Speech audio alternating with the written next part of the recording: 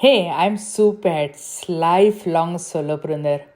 Now living my life with only one passion to help solopreneurs to launch their digital products on fast track so that they can be profitable as fast as within 1 week, and they want to scale, they can join the membership. And as a bonus, I show them how they can sell their digital products all over the world using affiliates. Without further delay, let's get started. When we talk about small business, solopreneur, entrepreneurs, most small business owners don't see second year in their business. Those who see second year don't see fifth year in the business. Why? Because they don't know how to launch. And even if they launch, they don't know how to scale. Those are the critical areas because most of the people they want to scale their business on their own, and that is a typical no. From my own experience, I realized that if I had taken mentorship well in advance, I would have saved like years of my frustration and no revenue problems just with proper mentorship. And if you have this problem from today onwards, you won't have this problem because we are talking to Brian Smith, and he is expert at scaling businesses. And especially many founders, they have a dream that they want to scale their business to such a sizable revenue so that they can free themselves and they can live their life on their own terms. This is what Brian Smith teaches everyone. I'm really curious to learn, and I'm pretty sure even you are too. So, without further delay, let me invite Brian. Brian, stage is all Thank you, yours. Stu. Let's get started. Let's. Yeah, thank you. I think you hit on a few of the points that we really focus on with B2B service founders, and this really applies to some of the stuff I'll share today really applies to all small businesses. Um, I think the dream that many of us have is that we can grow a business that becomes an asset. And when you look at the fact that, at least in the United States, and I'm sure that this number may even be lower when we look worldwide, that less than 5% of businesses make it to a million, and a little under 1% make it to $10 million in revenue. And so what we learn from that is the vast majority of people who are um, calling themselves entrepreneurs, they are actually basically building a job for themselves. The average income of a entrepreneur in the United States is only about $84,000 a Oh year, man. which if you consider, someone like myself, I'm 40. I started out my career in investment banking, but I've been an entrepreneur for the last almost 17 years now. So if if I had stayed on the original track of investment banking, by all measures, I'd be making more than $84,000 a year, right? And I think that many people, when they look at the track that they were on, whether it's that number in the States or whatever equivalent that might be in whatever country that you might be in, um, oftentimes the path to entrepreneurship, if you approach it average, you're going to end up average, which is generally making less money and frankly having less time than you would if you were to go to work in corporate, in a corporate setting. And so, there's even managers of retail stores that can make more than that $84,000 a year. So I think that first and foremost, there's a misunderstanding of what it takes to get to that level. And so if I may, I'll run through a few things that I think are major Sure, misconceptions sure. You and run how through the to. major misconceptions, but I wanted to mention, you mentioned that people about the job and entrepreneurship, and of course, average income is so low because lack of mentorship. But I also heard that people quit their 40-hour job to get into their business to work 80 hours. Oh, Yeah, that's and so they are common. willing to work 80 hours, but then if the income is lesser than their job, what is the point? So I think at that particular point, yeah, a mentorship like someone like you can really help them. So yeah, please run through all that. I'm eager to listen. Well, I think, one of the things when we work with clients, um, so often people come to us and they say, I'd love to grow 20% or 30 or 40%. Well, if you're running a business that's $1 million a year, yes, that sounds like a nice big increase. However, if you want to get to a point where you've got a business that you can actually walk away from, or in particular sell, it is extraordinarily difficult to do that unless you get up into the 8-figure range, up into 10 million or more. And so that issue is actually further exacerbated in the US. Only 1 out of 11 businesses that are listed for sale actually sell. Huh. And yeah, and even more so when you look in the B2B service space, depending on where you look, it's anywhere between 1 out of 18 to 1 out of 24 actually sell. And so it becomes imperative that if you want to build a business and frankly have a path to retirement, that you're going to do some of the work that I'm sharing here. And to further emphasize sort of the severity of the problem, if you think about somebody who's running even say a $3 or $4 million a year business, but their business relies entirely on them. They, often at that level, the founder is doing all of the sales. They're often involved in operations or service delivery. In that case, you're generally going to be looking at somewhere about 1 times your 1 year earnings or EBITDA when you go to sell the business. So that means that if you're running a $3 million business, and let's say that you're doing very well, and off of that $3 million business, you made $1 million last year of net benefit to you as the owner, you're going to sell that business for about $1 million. And so if you're used to making that money, either you've done great saving it, and so that $1 million won't make that big of a difference for you, or like most people, your level of lifestyle, and you've been reinvesting into the business and so forth, you actually don't have enough saved up that $1 million is going to be enough for you to live the lifestyle you want through retirement. And so, yes, $1 million is enough that many people can live well, but when you take into account, hey, I want to retire to the beach, I want to be able to travel and all of the other things, I can tell you from experience, $1 million can go very Oh fast. yeah. And I say, yeah, and I say this as somebody who, I've been through all the ups and downs. I've had a solid 7-figure number in my personal checking account, and I've also overdrafted that same checking account, going through all of it. So You I know understand both what it's like. ends. Yeah. Absolutely, absolutely.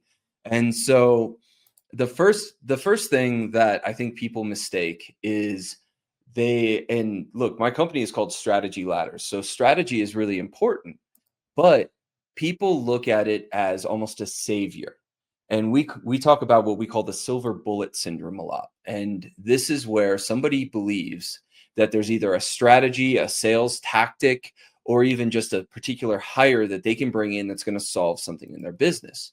Now, the thing that usually is doing in the founder's mind is the strategy, the tactic, or this hire is going to allow me to not do the thing that I don't enjoy doing. And there's certain things that if you want to build a business, you cannot get away from. There's 3 core things. You have to be able to sell, you have to be able to manage, and you have to understand finance, because you got to make sure that you can pay your bills and you have money at the end of the day. Now, those aren't the only things you need, but you cannot build a business without developing those skills. There's many, many founders who say, "Oh, I need to hire a great manager because I'm a terrible manager." Well, who's gonna manage the manager? And managing managers is actually more complicated than managing lower level employees. And so, first and foremost, you have to get out of that mindset of there's things that I can hire or I can outsource that I don't like to do, because you will not get away from sales, management, and finance no matter what it is that you do. And that actually brings me to sort of the next point. And this is a big mindset transition that we take our clients through. And we treat business as one of the most impactful forms of personal development. Because if you look at somebody whose business has stayed stagnant, I can guarantee you that person's mindset and personal growth has also stayed stagnant. Absolutely. Yes. And so we use that as a mirror to see how somebody is growing. And so the question that we have to ask our clients all the time is, who do you need to become in order for your business to grow? Oh, I'm a terrible manager. Well, you need to become a good one then. Let's work on that. Let's work on sometimes even those limiting beliefs that tell you that, oh, I can't sell. Well, maybe you fear rejection, you fear all of these other things. Well, if you're really dead set that you can't do those things, then you might as well give up and stop trying to build a business, because you will not build a business without those things. And so that's a big shift where people believe I can build a business around me, instead of recognizing that part of building a business is building something bigger than you. And in order to do that, because most of us have not built something bigger than us before, we have to go through that mental shift. So that's sort of number one, like sort of laying the groundwork for the work here. But when we look at strategy, first and foremost, there, you end up with many people who, there's all sorts of books out there talking about your 1 year, your 5 year, your 10-year plan. We throw all of that out the window, because you can only plan as far as you can accurately project your financials. So for many people, that's only 1 to 3 months. And if you can't project your actual financial position for more than 1 month, then you just need to focus on this month and what is it that you're executing. And beyond that, you then start looking at two elements: sales, and then basically a math equation with your operations.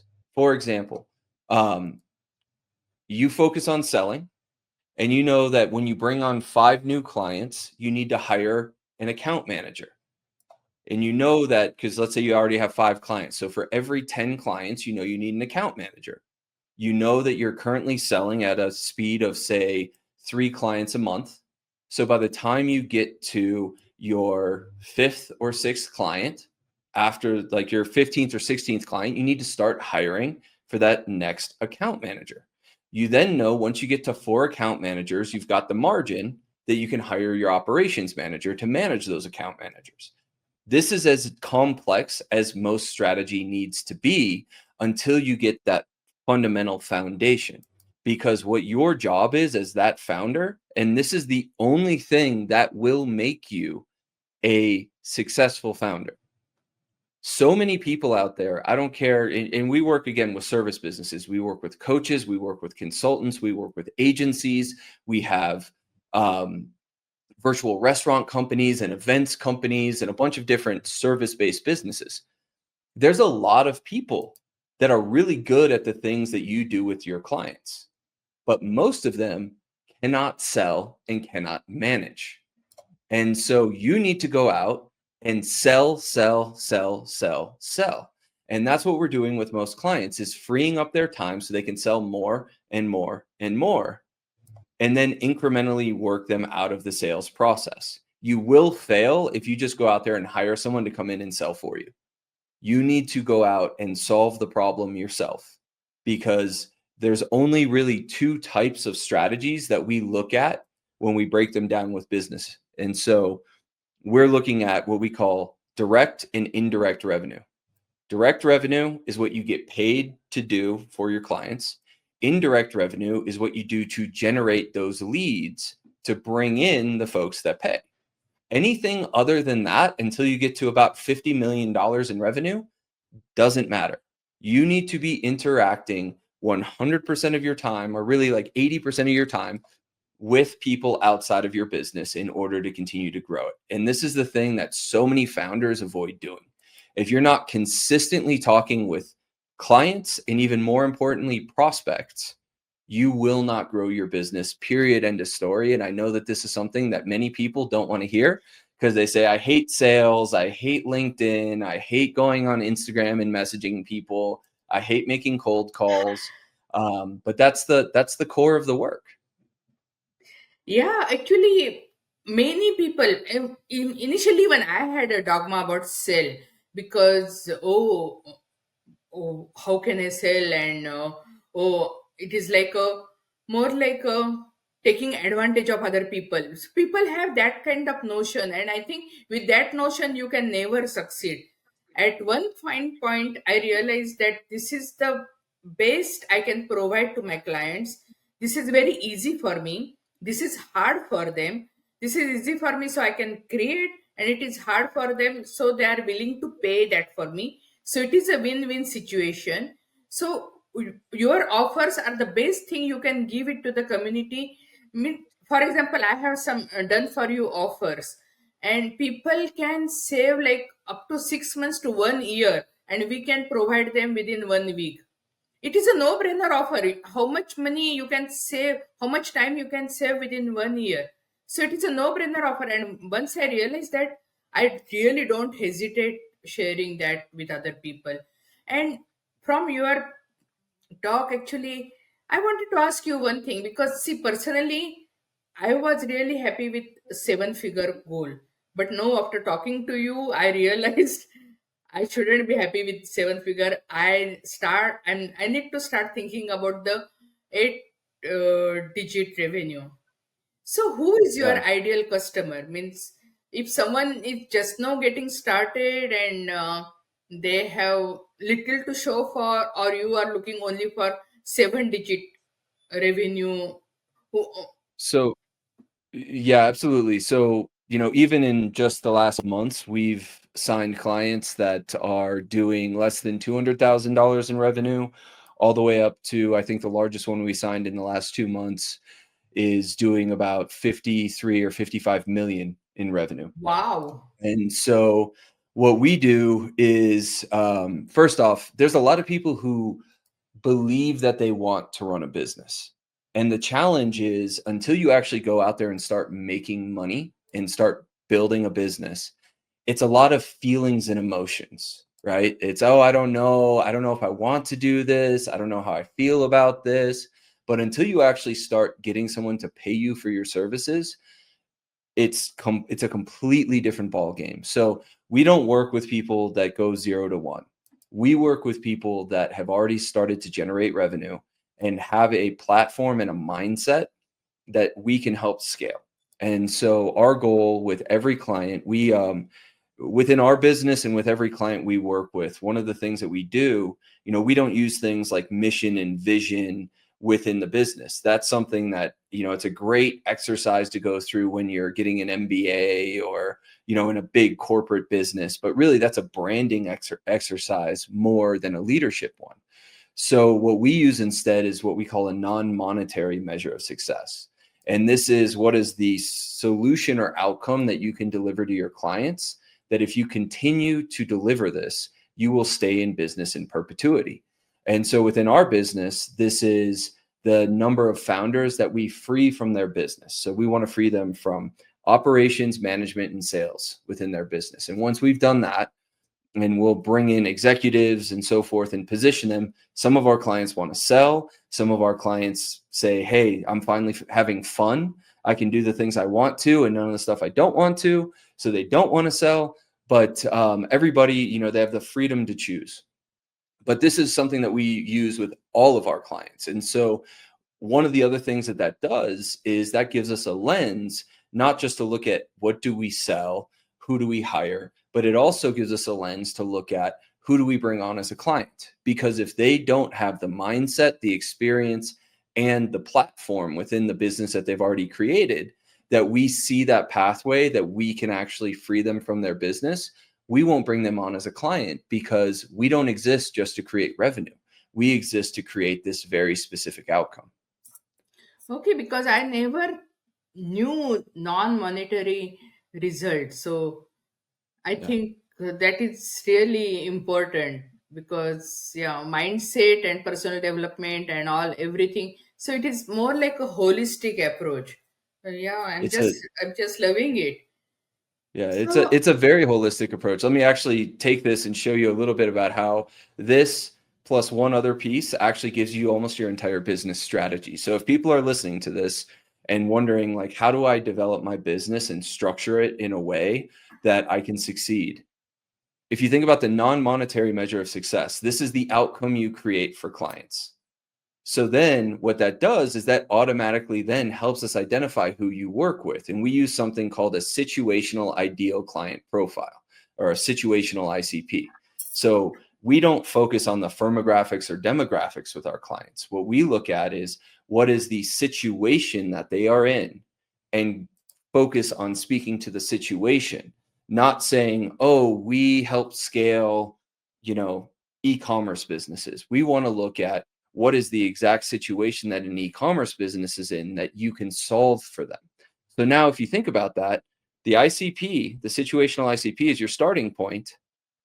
The non-monetary measure of success is your end point. This is actually, now this becomes your brand. We help these people transform into this outcome. And your offer is just, what do you do in the middle? That's the entirety of the strategy that 95% of the people listening to this podcast right now need to take into account. What is the starting point? What is the end point? And then how do I get them there? And when you look at positioning and selling, I'll give a quick example. If you imagine you're walking down the street and you see a shop with a mannequin in the window wearing an outfit, you say, oh, I really like that outfit. So you go into the store. It's the projected outcome, the mannequin wearing the outfit, that attracts you.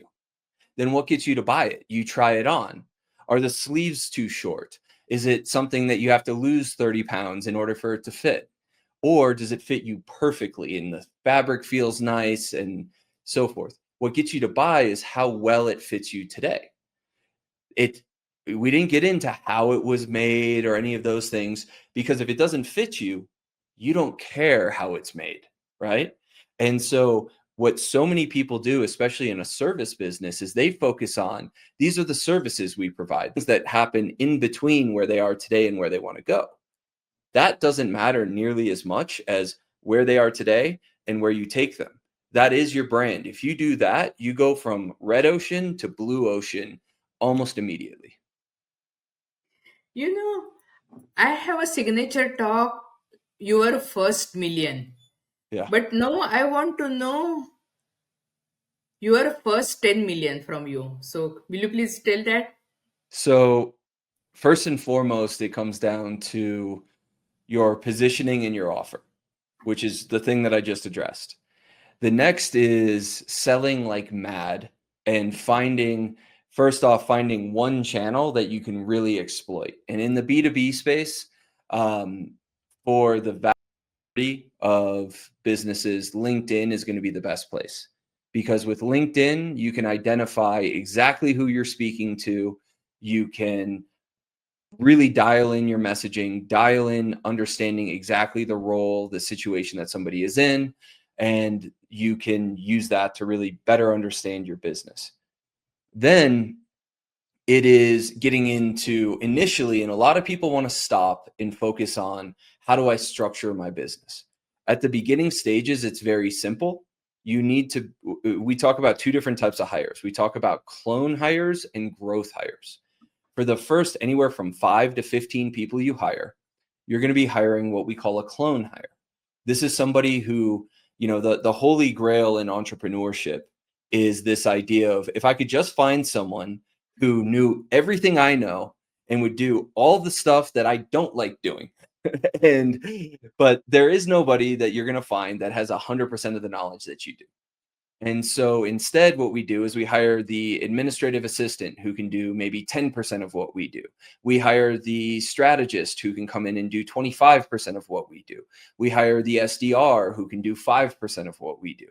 And so we hire what we call clone hires to then start to build out the team. Now, the art in building the business then is understanding where to bring in what we call growth hires. And so clone hires, this is something that your listeners can go look on LinkedIn to see that I'm telling the truth here. You're going to see many, many, many businesses that start to scale. They max out at about 20 employees. And the reason is because they're only hiring clone hires. And if you only hire clone hires, you will not get above right around 20 employees. In fact, I spoke with a woman yesterday who got to about 40 employees because she hired them really, really fast. And middle of this year, she had 40 employees. Today she has 3 because she fired them all because it was a complete mess and couldn't figure out how to manage them, couldn't figure out how to operate. And so the transition then from a clone hire to a growth hire is it's not just a big shift in the business, but it's a shift in how you think and how you manage. Because growth hires are hiring people who can do things that you can't. And this is why things like that non-monetary measure of success are so important, because this helps them understand what is it that we're building? What direction are we going? And so here, if we think about the idea of a growth hire, this might be somebody who understands the type of work you're doing with clients better than you do. It might be somebody who, yes, you've had to manage that 5, 10, or 15 employees up to this point, but they may be somebody who is a much better manager and can come in and actually start to implement some of the management structures within the business. And so you will not get to that 10 million without bringing in some of those growth hires. The difference is and this is something I think a lot of listeners who've had employees can relate to. The clone hires are going to come to you and say, boss, I have a problem. The growth hires are going to say, boss, we had a problem. This is the solution I implemented. And now this is how we're going to move forward. And it's not just a different way of Oh, yeah. managing, but it's a different way of Mm-hmm. trusting people and a different Mm-hmm. way of growing your business. And so that's a huge piece of this.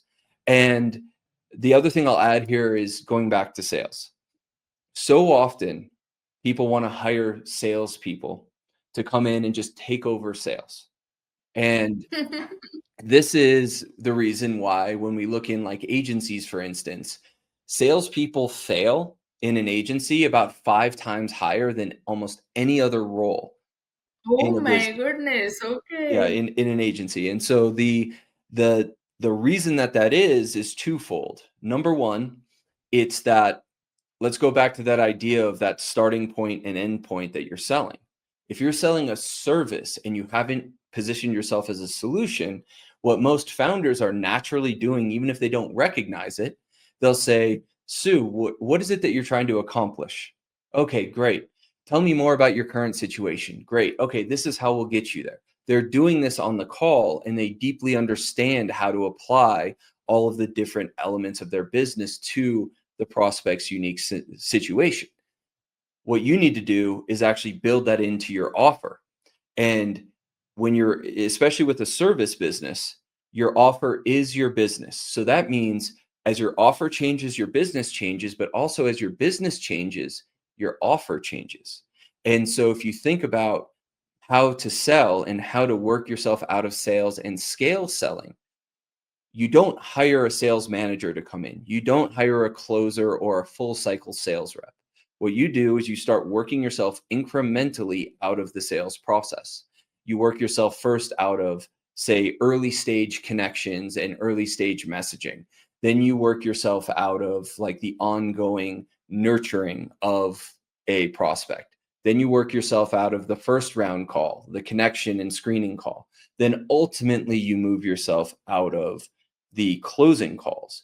And if you follow that methodology along with hiring clone hires and then bringing in growth hires, this will get you to 10 million.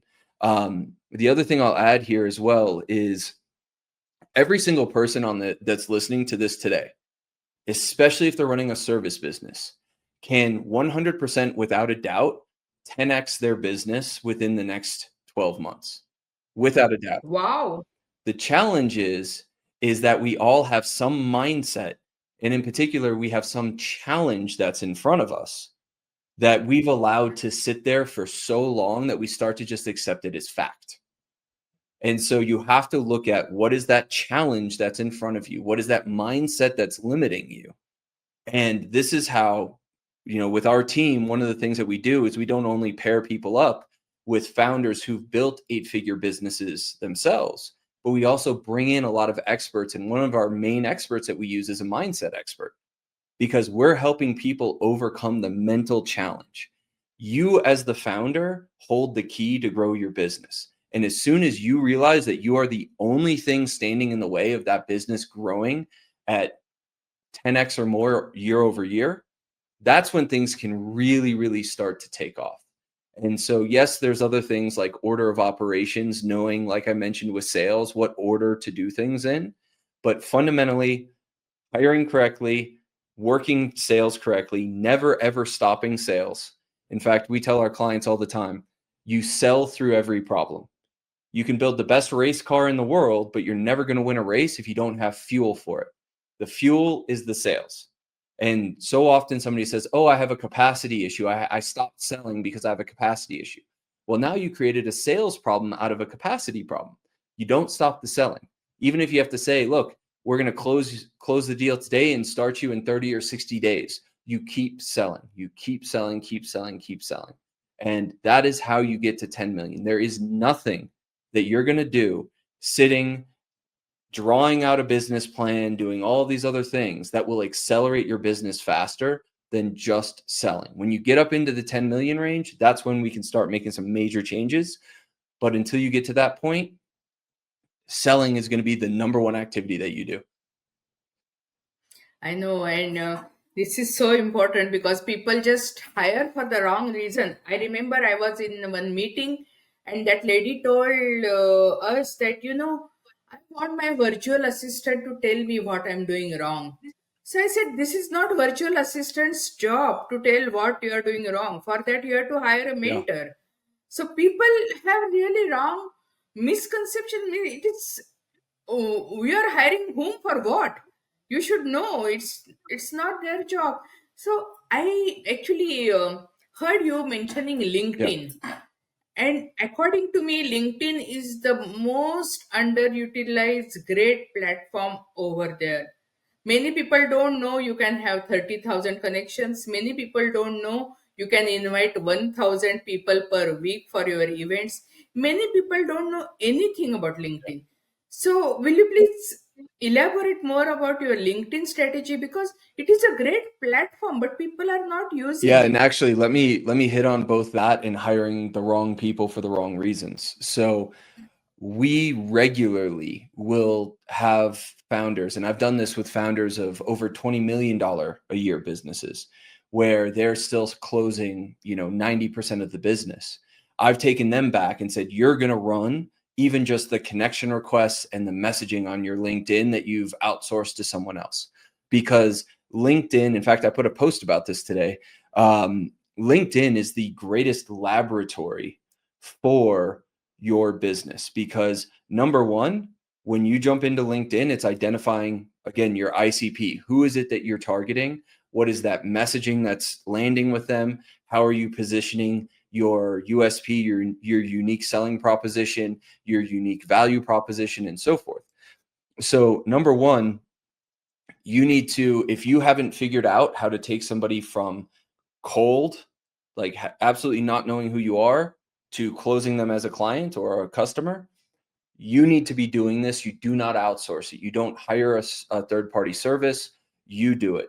So often what we see is somebody hires someone for, several $100s a month. That's the cheapest employee on their entire team, and they're expecting them to figure out who we should be selling to. And that is one of the most important things in your business. So you need to do it yourself. Now, when it comes to LinkedIn, things have changed a lot in the last 3 to 5 years. It used to be that we would talk about leading with value. People would send you a tool, or they would send you a PDF assessment, or they would even go to your website and run an assessment on your website, things like that. That's not how people buy anymore. The way that people buy is they want to see authority, and then you have to build rapport, because they are buying from people. And what you need to do is, first you look at your profile and you look at how you are positioned. If someone goes to your profile, are they going to see you as an expert in solving a specific problem, the specific problem they're having? And one of the first places you have to look at is your headline, because if you look at your invitations and also your messages, what do you see? You see the profile photo, their name, and their headline. And so you want to focus on that first 40 to 50 characters in your headline. And so the starting point that we use with our clients is a UI format. You, and describe the client's situation. I do this for you. What mine was for a long time before we built up our team was, you run a cash flowing business, I free you from it. And that was something where people saw that and immediately they knew, what was that telling them? That they're running a cash flowing business. Yes, that's me. I free you from it. Oh, well, I feel stuck in my business. I want to talk to this guy. And so if you start with that type of format, that's one of those things that then as you start to message, you're going to have a higher connection rate. You're going to have people, when you comment on other people's content, they're going to click through to your profile more often. Now, as far as tactics, a couple of things. Number one is only connect with your ICP. Every single one of them that then accepts your connection request, you message. Okay. Now, if your connection request acceptance rate is low, that is a profile and headline problem. So you want to go and you fix your profile and headline. Never send a message with a connection request, because that allows you to make sure that it's a profile and headline issue, not that you're putting something that's turning them off in the message. And the statistics show that there's about a 15 to 20% higher connection acceptance rate with a connection that's sent without a message versus one with a message. So you're better off not sending the message. Then when you connect, what you want to do is two things. You want to create a personalized message, and you want to send them something that asks a question to engage them. And that question, what we like to say is, you want to ask a question that draws just a little bit of blood, that causes them to feel a little bit of pain when they answer it. So an example with what we do, because we, when we look at our ICP, we can look and see that, hey, this is an agency that is still positioned as a service provider, not as a solution provider. And it's clear that the founder is the one doing the selling. So we may say, hi, Sue, I see that you're running this agency. I looked at your website. I see that you're providing, just as another example, e-commerce, like services to e-commerce businesses, but I'm not entirely clear on what it is that you do for them or who your ideal client is. Could you give me a little more info? And we get about 30% of those message responses end up being, because they go to my profile and see what it is that we do, they'll say, you know what? This has been a major problem for us, and we've been trying to figure out who our ICP is. We're not really clear. And from that point, we have about a 50% close rate on people that respond in that way. And so Wow, it's really simple it's but a great very simple, strategy. but Yeah. it's one of those, it's simple but not easy. And what I want to encourage people here is, yes, you need to post. You don't need to post every day. Post 2-3 times a week. Highlight your best posts, the ones that not necessarily get the highest engagement. We measure success in our posts by the number of DMs that we get. Because if somebody reads a post and DMs me, I have posts that have 5 comments and we got 5 DMs from. That's way better than my viral Wow. posts that just have people messaging me saying, "Oh, how did you move to Mexico? I want to move to Mexico." That's just wasting our time, right? Yeah, and many times viral post, you might be getting DMs, but they are not your ICP. So what is the Exactly, use? exactly. And that's why you don't want to connect with anyone who's not ICP. And so the other thing that I want to encourage people is two things. One is, over time, your messages snowball. So month 1 may be slow. Month 2 might be also slow. But by month 3, you're starting to really build up velocity in your mailbox. And you keep going back. People you messaged 2 weeks ago, message them again. And keep going back and continuing to target and hit people. The other thing is, don't get hung up on quality, because quantity results in quality. And so you have to send and send and send, look at what's working and iterate, look at what's working and iterate. So the more you send, the faster you will get to those outcomes. And so one of the things that we do with every single one of our clients is we on Fridays, we go through and we have a 15-minute call with every client. And what we're doing on that call is we're looking at their metrics from the top of their funnel all the way through to the operating reserve in their business. Because we know that if they slow down at the top of the funnel, we can show them down the road that it impacts their operating reserve. And they'll do that one time and we'll show them, see, 3 months ago, you took 2 weeks off of LinkedIn. Now we're seeing it on the bottom line 3 months later. And once you see that once, you will not make that same mistake again. Yeah, so on an average, if you take a client, yours is a one-on-one or it is a group program, and how long do they stay with you? How long they have to be with you to see the noticeable So results? the way that we work, we have a one-on-one approach, but it's really one on many. And so the client comes and we partner them with a strategy advisor. Again, it's somebody who has themselves scaled and exited an 8-figure B2B business.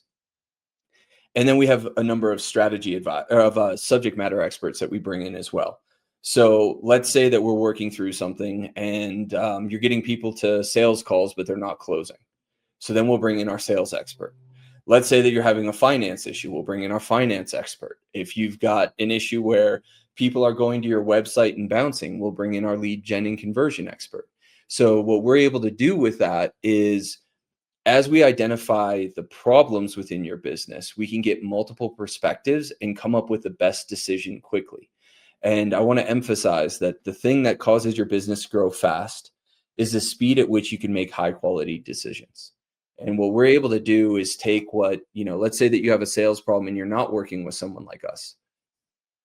You then have to go out, look for a sales expert, make sure it's the right person. Even if you just find the right person the first time by chance, it still is probably 2 months before they're actually in there making a change. With us, we identify the problem this week, we solve it next week. So we're able to accelerate that extremely fast. The other thing that we do is we have started doing a lot more group events with our clients, where this isn't that the consulting happens in a group, but we just had an event here in Mexico where we brought a bunch of our clients down, and we're starting to create more of these almost like forums or pods with our clients, because it's once you start hearing that, hey, someone else is going through a really similar challenge as me, this is how they're handling it. Two things happen. One is it gives you better perspective on your own challenge. And then you also recognize that you're not alone in that challenge. And so many of us go through the experience of entrepreneurship being extraordinarily alone in the process. I have so many questions. I really feel like I need to have one more podcast because I have a lot more questions, but our time is getting up. So will you please tell my audience that how can they connect with you? Because I know you offer a lot more, and we are just touching the tip of the iceberg. Means we haven't even scratched any surface yet. So how can they contact you? How can we connect with you? Because I really want to know more. And personally, I'm going to set up appointment with you for my business growth. So how can people in audience, how can they connect with you? How can they And contact you? thank you for that, Sue. First of all, you can go to our website, strategyladders.com. The other thing you can do is we have our own podcast, and it's not just me, it's all of the experts on our team. So there's many episodes I'm not on, which you can find on just about every platform by looking for Strategy Ladders. And then go ahead and follow me on LinkedIn. I think I might be the only Brian Smith. That's Brian Smith on LinkedIn. And once you follow me, then start following some of our advisors, because we all have unique perspectives. And we've been told a number of times that people go to our company page just to see if anyone new is there, because they know as soon as somebody's added to our team that they are LinkedIn royalty, that they are sharing top quality content. And this isn't fluff. We're not talking about, you know, how to write a hook for your LinkedIn post. We're talking about how to really move your business forward. So if you're serious about growing your business, make sure you follow us. No, thank you. I'm really, really interested because out of all the social media platforms, LinkedIn is the one which is working great for me. But I think with your mentorship, it will be even better. I'm personally looking forward to use your services, and I'm pretty sure audience also will be totally interested in. Thanks a lot. Thanks a lot for coming and blessing our community. And I am really looking forward to the second episode. But at least for now, means I think people got enough information to get started. They know enough about how you scale businesses. And thanks for coming and blessing our community. God bless Thank you you. so much So for the thank you. opportunity, Sue. Thank you. Bye. Hey, thanks for joining us. We are blessed to have you as part of our community, and whatever way we can help you, serve you, let us know. Please subscribe and let us know how we can help you, what resources you want. We have lots of free resources and also free collaboration joint venture groups you can join and explode your business, because most solopreneurs quit their business before they launch their first products, and I don't want that to happen to you. And that's why we have special launch service where you can monetize your digitals and become profitable as fast as within 7 days. And if you want to scale your business, join our membership New Beginning Success Collaboration, where we'll provide you MRR and PLR products and collaborations so that you can scale your business with ease and effortlessly. And hey, if you want to sell your digitals all over the world, yes, we will provide you affiliates more than 200 countries. So everything is possible. Just live your dream, follow your dream, and whichever way we can help you, do let us know. Thank you and God bless you.